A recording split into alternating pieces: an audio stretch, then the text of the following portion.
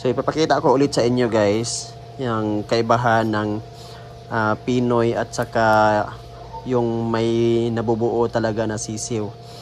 So yung kung makikita nyo, yan, may kunting ano dito na siguro naman napatay ito nung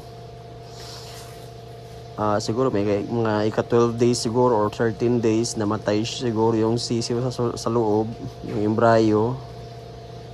Yan. So yung isa ay sobrang labnaw. Yan. So kung i-compare mo sa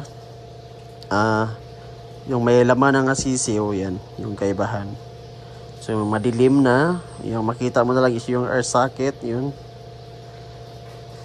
And yung isa is malabnaw. Yun. Yun yung kaibahan guys. Pag ganito ang kulay ng itlog, kung i-candling ninyo, ay kukunin nyo na at huwag nyo na isali sa incubator baka pumutok. Yan.